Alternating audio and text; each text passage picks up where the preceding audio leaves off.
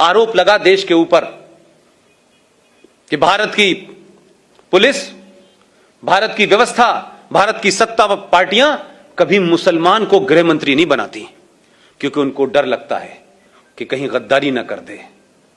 हमने कहा कि शायद ऐसा होता होगा, शायद यही वजह है 1989 में वीपी सिंह की सरकार में भारत का पहला मुसलमान गृह मंत्री बना 8 दिसंबर 1989 को, 89 को। उस आदमी का नाम था मुफ्ती मोहम्मद सईद। 8 दिसंबर को बनता है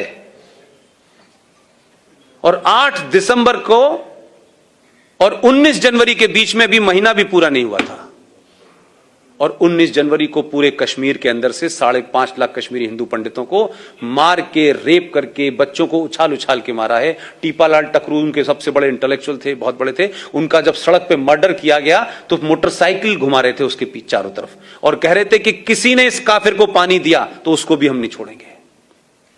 न मुफ्ती की बेटी रोई, न अब्दुल्ला रोया, न कश्मीरियत कहीं आई, और चुपचाप खत्म हो गया। आज इसके बारे में कहीं बात नहीं होती। और उसी दौर में यह कोई कोइंसिडेंस नहीं है, क्योंकि मैं उसी थॉट से सोचता हूं जिस थॉट में रहा हूं। आप उस थॉट से सोचते हैं क्योंकि आप सब समाज के लोग हैं, आपने वैसा नहीं देखा। उसी दरमियान भारत के गृह मंत्री की बेटी का अपहरण हो गया। कोई जरा पूछ के वहां जाए, बाहर के विदेशी पत्रकारों की रिपोर्टिंग पढ़ ले भाई, हिंदुस्तानियों पे तो यकीन नहीं है। खुद ही कराया। उसका कमिटमेंट देखिए अपने आतंकवाद के प्रति, अपने धर्म के प्रति, अपने एजेंडे के प्रति।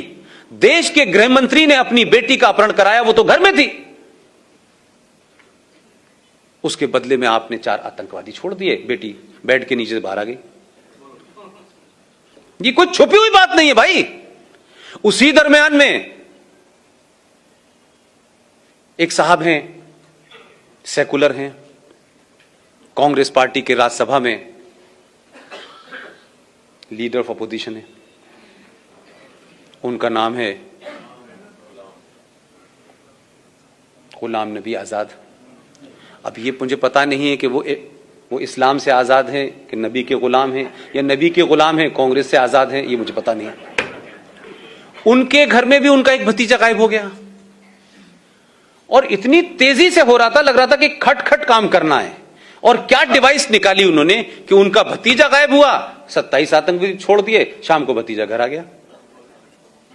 एक और साहब हैं जिन्होंने वोट वाजपेयी के दरमियान दिया था, नाम जानते हैं? सैफुद्दीन सोज साहब। उनकी भतीजी गायब हो गई। ये ऐसे लग रहा था कि सबका एजेंडा कितना खूबसूरत है। वो बात अलग थी कि वो वहां जब थे उनकी हैसियत दूसरी थी, वो दूसरी पार्टी में थे। उसके बदले में भी 7 लोगों को छोड़ दिया आपने। तो पहला इस देश के अंदर अगर हम ये कहें कि इंटरनेशनल टेररिज्म जो है वो भारत में कैसे पनपा, उसके लिए जिम्मेदार भारत का ये पहला मुसलमान गृह मंत्री है। एक घटना हो जाती है, मोदी के दौर में हुई, पूरी दुनिया में छा गई साहब, पूरी दुनिया के अंदर हंगामा हो गया। कोई वीजा रुकवाने चला गया, कोई धरना करने चला गया, कोई प्रदर्शन करने चला गया, लेकिन 5 लाख हिंदू अपने ही देश में शरणार्थी हैं। दिल्ली की सड़कों पे, दिल्ली हाट के सामने कोई पान की दुकान कर रहा है, कोई चूरन की दुकान कर रहा है, कहां कहां रह रहे हैं, कोई बंगलोर भाग गया, कोई कहीं भाग गया। लेकिन इस देश में कोई बड़ा जुलूस, कोई बड़ा प्रदर्शन, कभी संसद इसके लिए नहीं रही।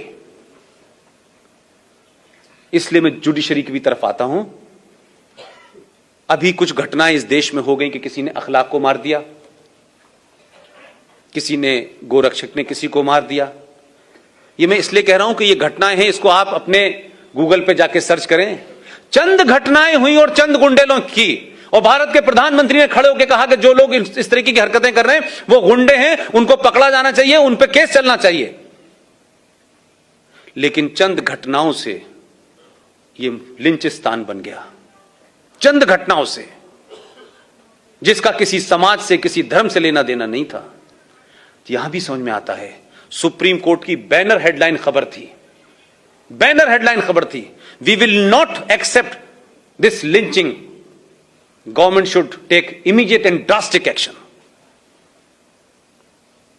इसी हिंदुस्तान के अंदर 1984 में दिल्ली के अंदर लुटियन दिल्ली में, जहां राष्ट्रपति, प्रधानमंत्री, सारी सत्ताएं के सबका पावर है, वहां 3,500 सिखों को दौड़ा दौड़ा कर मारा, सड़कों पे मारा, गले में टायर डाल के मारा, बच्चों को उछाल उछाल के मारा, बॉक्स में जो लोग छुप गए थे उस बॉक्स में आग लगा के मारा। भाई साहब, सुप्रीम कोर्ट ने कभी नहीं कहा कि इस देश में अगर मॉब लिंचिंग पहली हुई थी तो वो तो ये थी, कभी नहीं बोली। 3.5 लाख और 5 लाख कश्मीरी हिंदू पंडितों के साथ किया, वो मॉब लिंचिंग नहीं थी। लेकिन सुप्रीम कोर्ट का पाखंड और ड्रामा देखिए कि सुप्रीम कोर्ट क्या कर रही है। सुप्रीम कोर्ट भारत की सेनाओं को डायरेक्शन दे रही है। क्या डायरेक्शन है साहब? कि देखिए, आप जब आतंकवादी से लड़ें तो ये जो पीछे जो आपके देशभक्त लोग हैं, जो आप पे पत्थर मारते हैं, क्योंकि भटके हुए लोगों ने पता नहीं पत्थर कहां मारना था, तो गलती से आप पे मार रहे हैं, लिहाजा आप इन पे गोली ना चलाएं, आप इनके ऊपर प्लास्टिक की गोली चलाएं। सेना का एक आदमी विदेशी आतंकवादियों से लड़ रहा है, उसका मुंह इधर है, फिर वो अपनी बंदूक से प्लास्टिक की गोली डाले, फिर इधर चलाए। जब उनसे कहा कि ऐसा मुमकिन नहीं है, बोले नहीं, उनके ऊपर पानी डालें, गर्म पानी डालें। तो वो पहाड़ों में पहले टैंक लेके जाए अपने कंधे पे कि पहले मतलब मानसिक दिवालियापन है इस देश के अंदर यार। वही कहता है कि गर्म पानी डालो, ठंडा पानी डालो, प्लास्टिक डालो, और इतनी चिंता होती है कि बाकायदा प्लास्टिक की गोलियों की नपाई इंची टेप से करने लगता है सुप्रीम कोर्ट। सुप्रीम कोर्ट को इस बात की चिंता है कि मुंबई की दही हांडी की लंबाई कितनी है भाई, ये ज्यादा हो गई आधी इंच तो भाई साहब पे केस चलेगा। महाकाल पे